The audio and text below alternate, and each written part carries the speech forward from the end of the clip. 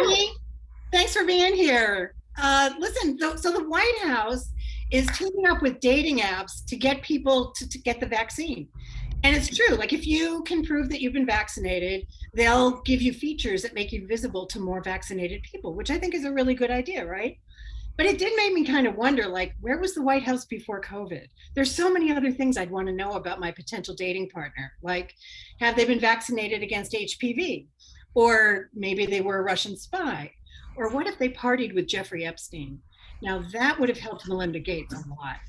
But actually, I think this is a really good idea. It's just that, can you imagine a dating app verifying that people have been vaccinated? I mean, they can't even verify that the person I'm talking to is a real person. It's sort of like asking the navigators on the Titanic to be your Uber driver. Really? I mean, it's a little bit, nobody wants to hit an iceberg, but it's kind of hard to steer the car when you're using binoculars.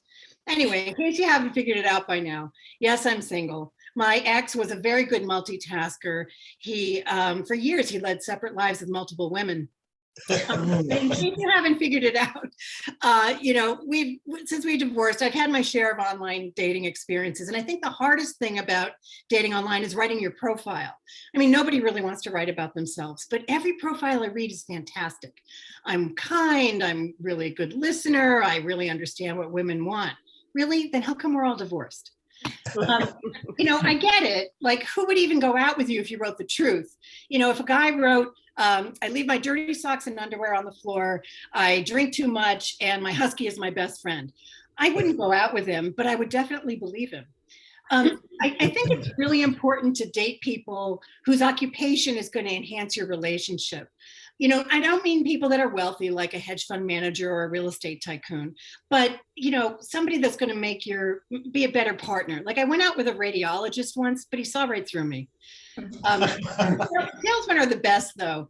The good ones, they're great conversationalists. They have a story for everything.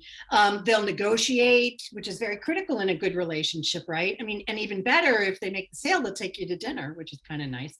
But I was married to a salesman once, and it ended after the 30-year trial. But here's a guy who would be really interesting. Have you heard of him? He's a Japanese billionaire. His name is Yusaku Mizawa. And he was going to pay for the right woman to join him on a trip to the moon for dinner. Surprise, no one showed up. Why? What woman wants to sit strapped into an astronaut suit for the whole ride, eating dinner out of a tube, shitting and pissing in your pants? I mean, that's not really dinner by moonlight for a first date. Anyway, years ago, I dated a guy who was a graduate student.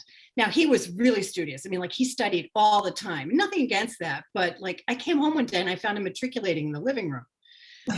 Things got so bad, I had to wear a graduation gown to bed just to get him interested.